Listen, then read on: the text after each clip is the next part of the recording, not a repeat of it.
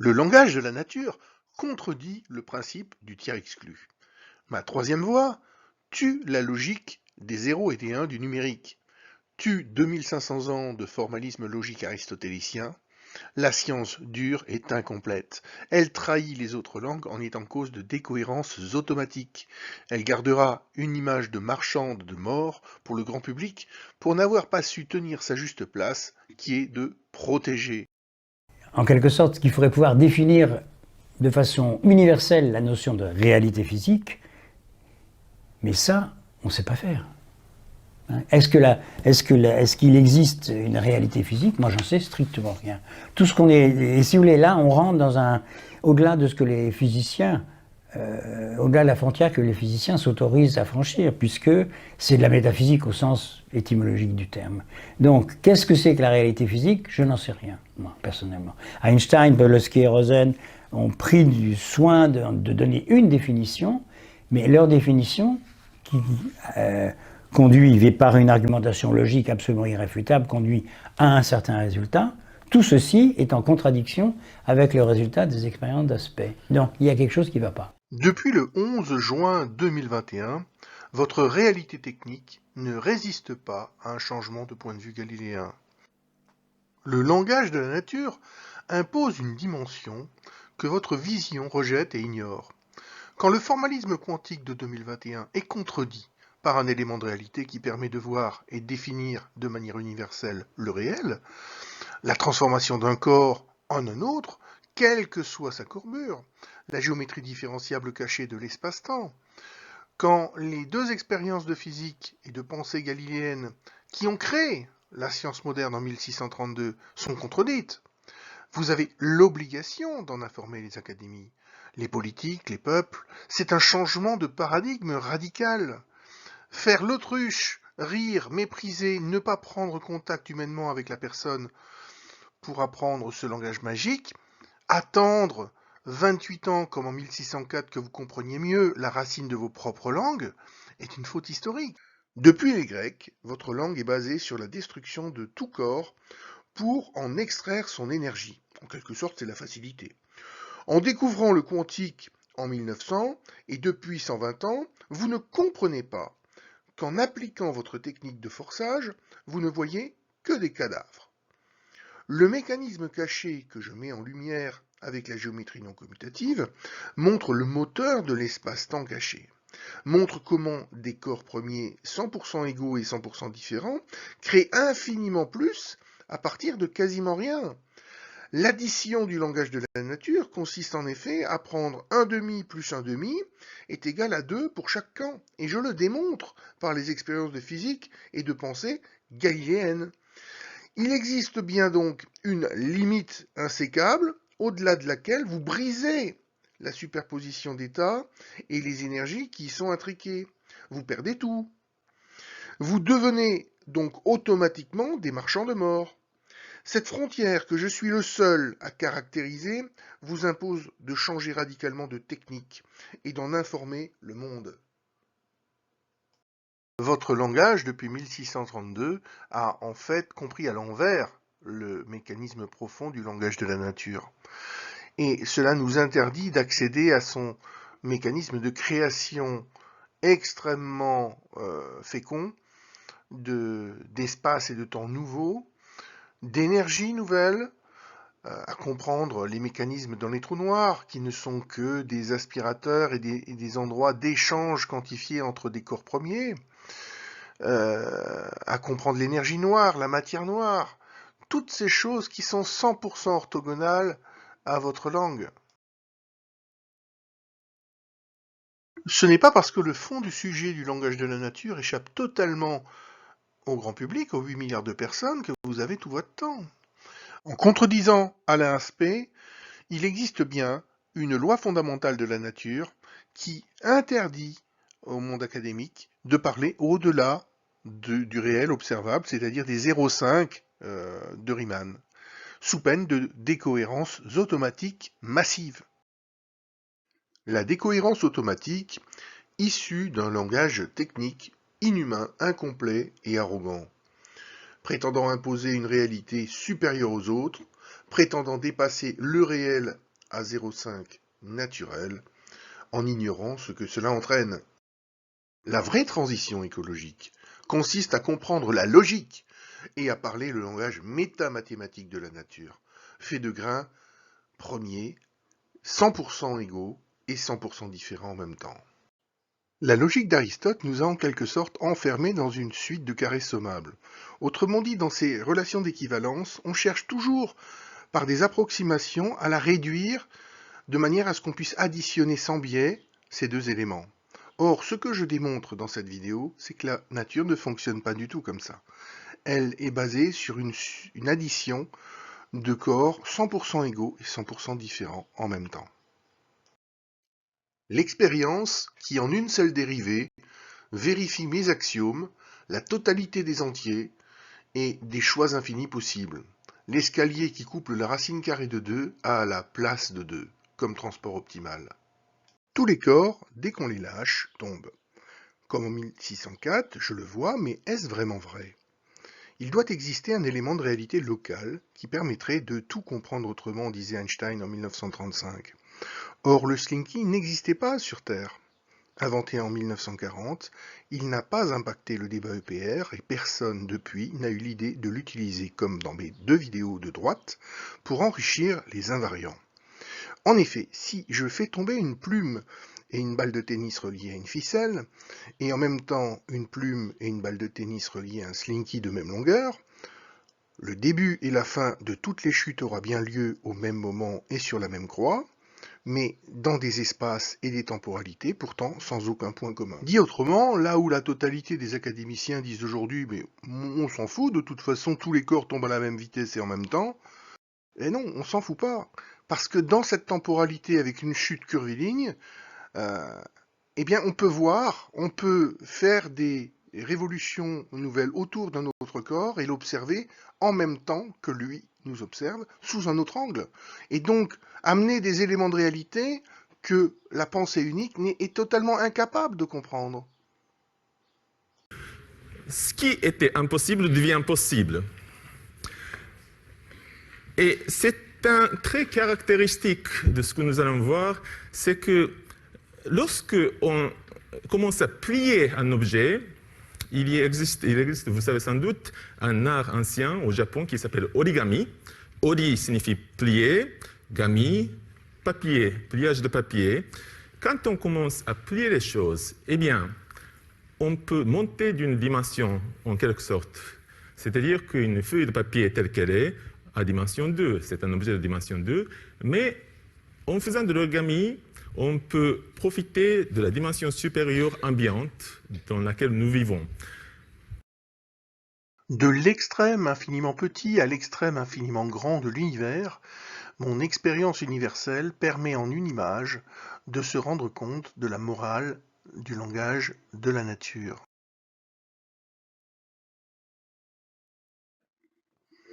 J'ai trouvé l'élément de réalité locale et non locale, et l'expérience galiléenne qui permet de définir de manière universelle le réel métamathématique, la géométrie occultée de l'espace-temps et la transformation d'un corps en un corps premier.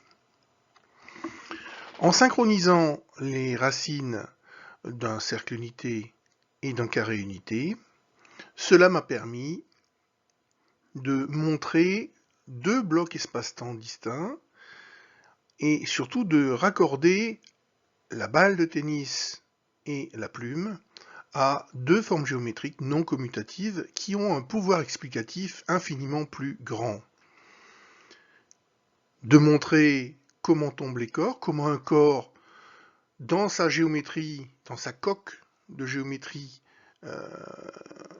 matérialisée par une feuille de papier, eh bien, il peut se transformer en un grand carré et un grand cercle, toutes choses égales par ailleurs, puis de montrer comment ces deux types de corps non commutatifs peuvent communiquer alors qu'ils ont des langues totalement orthogonales et des géométries non commutatives. Comment ils se parlent? Est-ce qu'il est possible de transférer un élément de réalité d'une réalité à l'autre? Tout cela nous permet d'avancer à toutes les échelles en même temps. Pour pouvoir voir au-delà de la sphère de Riemann, au-delà de ces 0,5 qui annulent la conjecture fameuse, il faut parler du problème à n-corps, et donc d'un corps radicalement non commutatif, qui a une langue non commutative, et qui possède les autres 0,5. Alors ce qu'il y a de bien, c'est qu'on peut à présent supprimer les corps. On peut supprimer le rond, le carré, et plongeons ensemble dans l'infiniment petit. On va enlever les plis, on va enlever les feuilles. Mes axiomes de départ enfantins, un rond, un carré, plongent maintenant, continuellement, dans l'inframonde, les espaces de Hilbert, les produits tensoriels non factorisables, intraduisibles à 8 milliards de personnes jusqu'à aujourd'hui. Dans tous les espaces-temps, de toutes les horloges, toutes strictement égales et différentes au référentiel galiléen, quel qu'il soit, incluant même des référentiels inconnus futurs, fonctionnant avec des langues 100% orthogonales. Ma théorie n'a aucun mal à rendre compte du formalisme de vos deux approches. Dans le cadre de l'approche de M. Alain Aspect, chaque particule porte bien en elle, dans son petit volume d'espace-temps, l'ensemble des propriétés qui vont déterminer le résultat de n'importe quelle mesure. Les lambdas sont strictement 100% égaux et 100% différenciables. Je réintroduis ici la vision réaliste locale à la Einstein et non locale, à ma manière, du chemin des seuls galiléens que je déclare officiellement réouvert. Sans cette vision qui touche la racine du langage de la nature et de toutes les 6000 langues de l'humanité, vous ne pouvez pas avoir les lambdas dans les limites des inégalités de John Bell. Pour M. Serge Haroche, comme nous l'avons vu, mes deux particules, petit a et petit b, cercle unité et carré unité, au repos, peuvent parfaitement se transformer dans un état excité, grand A et grand B, en étant liés, étant des états superposés, grâce à deux fentes dans le vide, à la fois fixes et mobiles. Ce sont deux segments d'ADN premiers, où tout se passe, qui contiennent 100% de l'information, les lambdas, plus les ponts d'équivalence, plus le chemin unique de chaque point avec l'autre monde, la vitesse, la position. Le langage de la nature peut ainsi s'apprendre, ma démonstration en est la preuve, l'intrication comme la limite entraînant la décohérence, le chaos total apparent, grandissant depuis 50 ans, devient explicable et évitable. Seul contre tous, j'affirme qu'il existe bien un modèle sous forme d'une expérience galiléenne qui, par une bijection, est capable de rendre compte de toutes les corrélations sous tous les angles en même temps, qui combine les deux solutions du tiers exclu superposées en annulant les différences pour chaque point des deux mondes, au repos et ou excité à 0,5, qui est la solution de Riemann, avec deux précisions absolues ne nécessitant aucun test en plus. Refaisons donc ensemble les calculs historiques avec ma théorie et mon langage métamathématique infiniment plus précis que le vôtre. Le formalisme historique est très clair. Il est encadré d'une part par les inégalités de John Bell en 1964, qui dit clairement que toute solution locale à la Einstein est forcément encadrée entre 2 et moins 2. Et d'autre part, les expériences d'Alain Aspect de 1981, qui par la mesure démontrent qu'il y a violation de ces inégalités, puisque 2 fois la racine carrée de 2, ça fait 2,82, 84. La discussion est close, le chemin des Galiléens est interdit. En faisant une chute curviligne synchrone asynchrone, ces deux corps premiers ont deux logiques 100% égales et 100% différentes en même temps. Le langage de la nature nous parle ainsi. La notion de vérité est radicalement modifiée. Alors la merveille de la pensée pure des Galiléens, elle va s'exprimer à présent Parce qu'elle permet, grâce à la géométrie et grâce à un concept, à un méta-concept, de pénétrer au cœur des plis du vide sans avoir à déchirer ou à entraîner une quelconque décohérence que ce soit. La superposition d'états montre qu'après transformation à 100% des corps petit a et petit b en grand A et grand B, leurs racines ont une propriété nouvelle commune. Le côté du grand carré est égal à la racine du grand cercle, son diamètre. Le résultat est sans appel. Du point de vue du cercle antiparticule du carré, on a bien 2 fois son rayon qui sont égaux à -2, strictement équivalent pour grand B à 2 côtés de petit carré, soit +2. Et du point de vue du grand carré, quand on multiplie à l'infini mon expérience, le transport optimal en gravitation n'est plus un escalier de 2 plus 2, mais bien la somme des racines initiales, soit racine carrée de 2 plus son antiparticule moins racine carrée de 2. Monsieur Aslangul est contredit par un Galiléen qui peut parfaitement faire cette expérience de physique et de pensée pure à la racine de tout. Les techniciens lui doivent alors juste humainement le respect inconditionnel. 2 conclusions à tout cela. Pour valider le réel, la nature impose 2 visions croisées et 2 langages non commutatifs en gravitation. Et deuxièmement, aucun académicien des sciences, ou médaille Fields, n'est plus habilité à prétendre dire « je sais » et doit donc se retirer du sujet. La question que je pose, c'est est-ce que tu ne t'es pas dit à un moment donné, mais si les inégalités de Bell n'étaient pas violées, est-ce que ça n'aurait pas contredit des résultats qui... Étaient violés, tu veux dire. Si oui, n'étaient pas violés, pardon. Oui, mais là... Plus gigantesque d'expérience. Oui, mais ça, je m'en fiche. Ça, je m'en fiche. C'était pas mon problème. Moi, je suis un expérimentateur. Le principe du tiers exclu est contredit. Votre réalité académique ne résiste pas à un tel changement de point de vue galiléen invariant.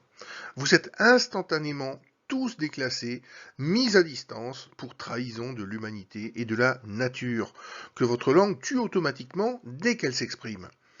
Depuis 1981, en effet, vous avez imposé sur la base de ce résultat-là vos choix techniques, les innovations, la manière simpliste d'additionner, de produire, de normaliser, de juger, de parler à l'humanité. On impose des vérités techniques statistiques unilatérales, sans aucune précaution sur l'existence d'une loi fondamentale de la nature supérieure à toutes les autres, qui vous l'interdirait. Cette nouvelle loi vous impose à présent d'être vrai sous tous les angles en même temps, avec P strictement égal et strictement différent de NP. Si cette nouvelle loi fondamentale de la nature existe, alors les invariants qui ont créé la science dure en 1632 sont automatiquement contredits et enrichis par un élément occulté non pris en compte. De plus, grâce à ce nouvel élément de réalité à l'Einstein, une nouvelle relation d'équivalence qui rétablit la justesse des comptes doit être proposée par le Galiléen, qu'il faut alors écouter.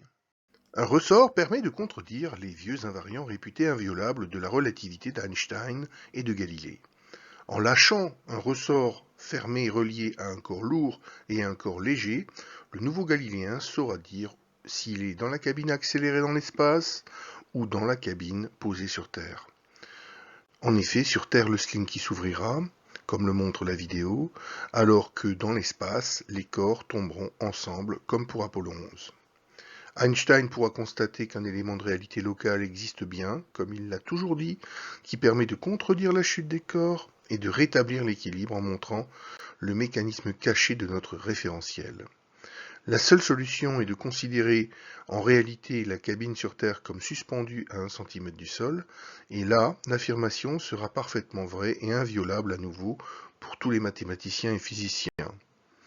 La conclusion de tout ça est de dire que le langage de la nature impose que les corps soient premiers et intriqués pour éviter la décohérence automatique.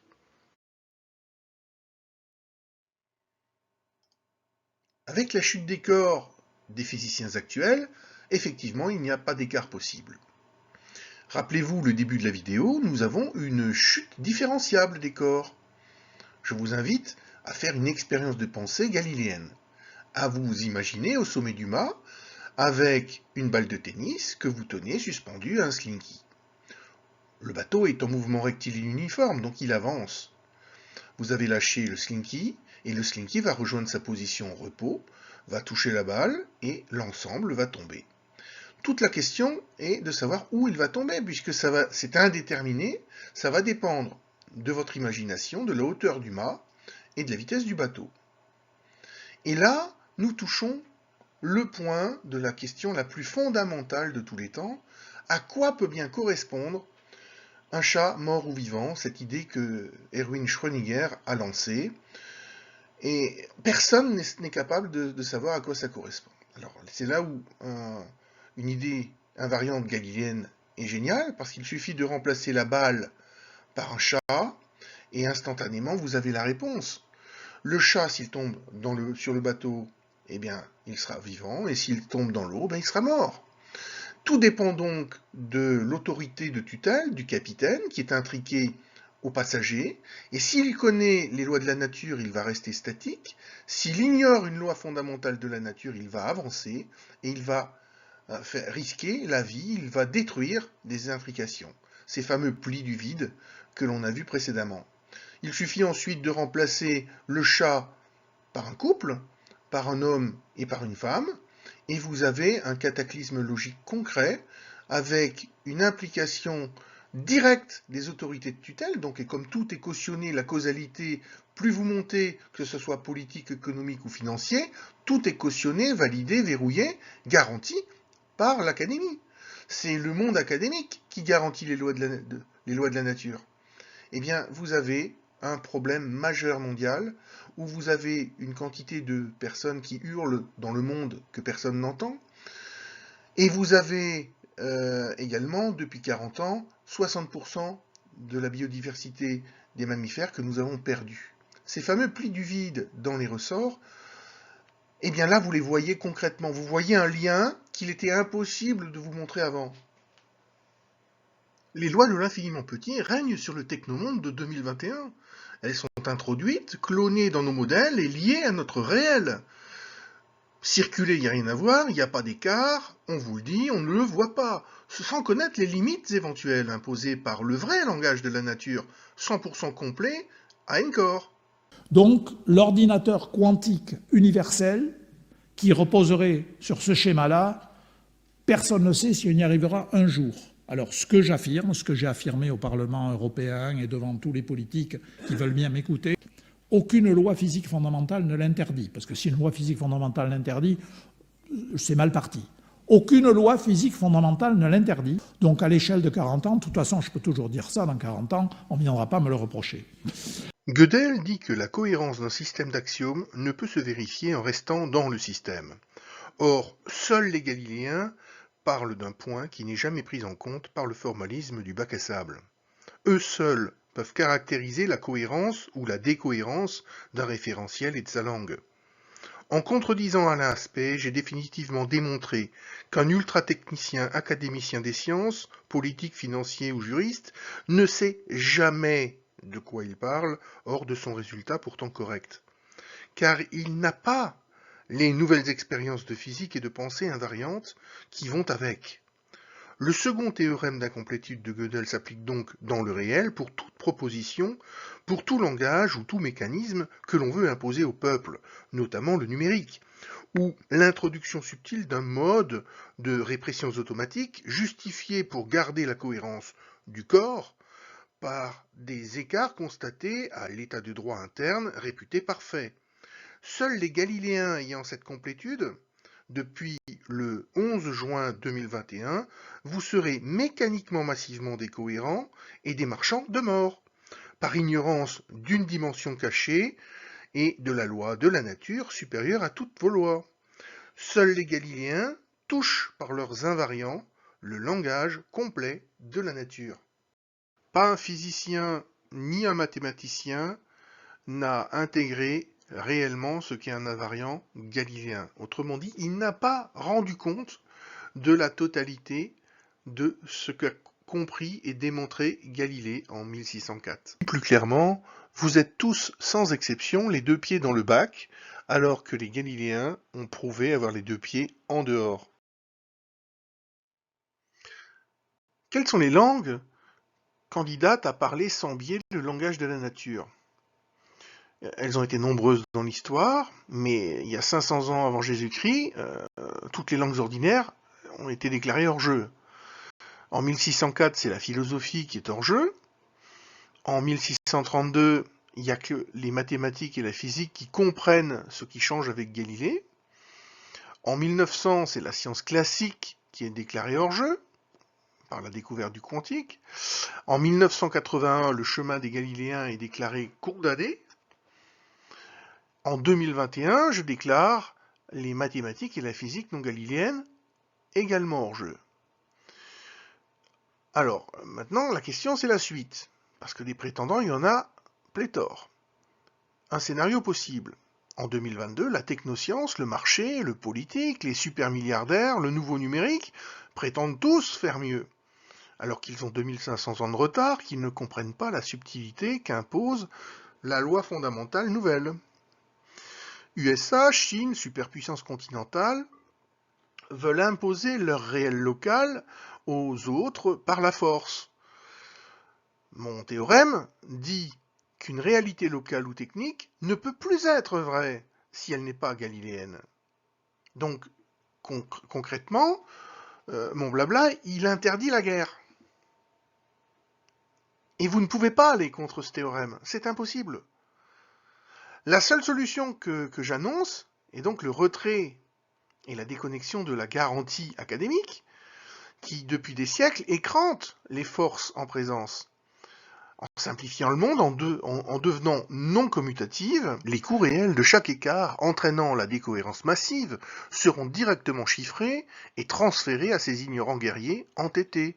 Ils perdront tout, en étant responsables nominativement et collectivement de tous les drames liés à leurs fausses promesses. Ces politiques, ces faux clowns masqués auront entraîné leur peuple, qui seront la honte de l'histoire, et seront, comme Alfred Nobel l'a été en son temps, qualifiés de marchands de mort.